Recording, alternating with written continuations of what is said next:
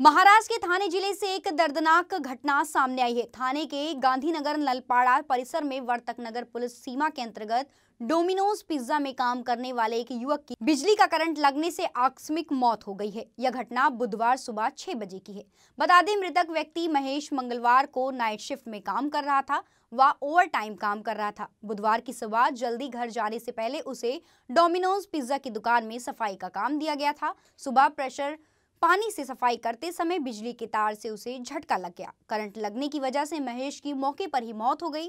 तो इस घटना के बाद मौके पर वर्तक नगर पुलिस ने पहुंचकर शव का पंचनामा कर उसे सिविल सरकारी अस्पताल में भेज दिया। इस घटना का पूरा वीडियो डोमिनोज में लगे सीसीटीवी में कैद हो गई। जानकारी के मुताबिक 24 वर्षीय महेश अनंत कदम साई सेवा सोसाइटी शिवाजी नगर में अपनी बुजुर्ग मां के साथ रहता था। मृतक महेश घर का अकेला कमाने वाला था। वह वर्तक नगर में डोमिनोज पिज्जा में काम करके अपने परिवार का भरण पोषण कर रहा था। वहीं इस घटना के बाद कानूनी कार्रवाई की मांग करते हुए मृतक महेश के परिजन और स्थानीय नागरिक डोमिनोज पिज्जा कंपनी से मृतक की बुजुर्ग मां को मुआवजा देने की मांग कर रहे। साथ ही कंपनी के खिलाफ कानूनी कार्रवाई की भी मांग की जा रही है। एक त्याचा मित्र आला, त्याला त्याच्या स्टाफने कळवलं होतं की तुमचा भाऊ हॉस्पिटलला आहे, त्याला शॉक लागला आहे म्हणून।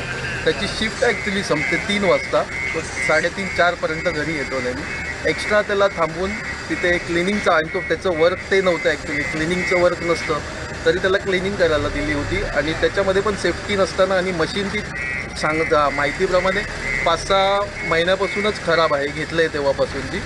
आणि त्याच्यामध्ये त्याला इलेक्ट्रिक शॉक लागून त्याचा मृत्यू झाला आहे। त्याची एक तर आई आहे, ती विधवा आहे। त्याच्या आईचा एकुलता एक हा मुलगा आधार होता, तो राहत होता माझ्या घरी। त्याची आई पण घरकाम करते, फक्त त्याला दादा डॉमिनोजवाल्याचा हलगर्जीपणा म्हणावा लागेल का? डॉमिनोजवाल्याचा हलगर्जीपणा आहे, पण तुम्ही बघाल त्याचे सीसीटीव्ही फुटेज आहेत, त्याच्यात तुम्ही जर बघितलं ना तर त्यांनी कुठलेही त्यांच्या कर्मचाऱ्यांना सेफ्टी प्रिकॉशन्स दिलेले नाही आहेत।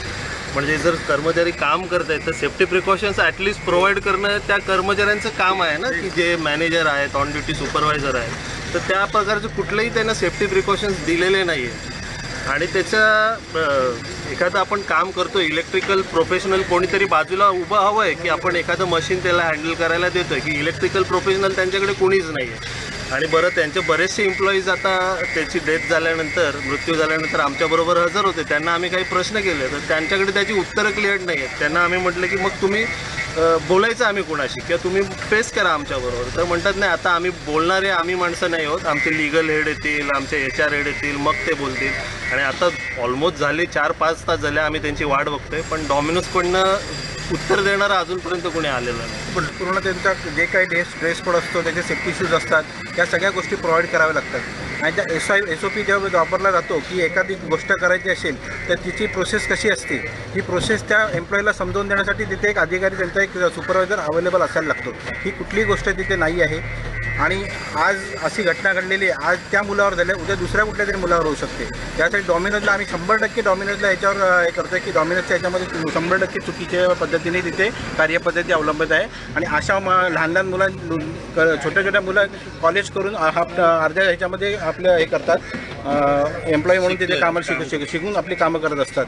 आणि अशा पद्धतीने ह्या लहान लहान मुलांना जर असे अन्याय होत असतील, ह्यांचे तर बिझनेस चालूच असतात, पण अशा लहान लहान मुलांवर अशा पद्धतीने जर होत असेल तर उद्या आज आमचा मुलगा गेला आहे, उद्या दुसरा कोणाचा तरी जाईल।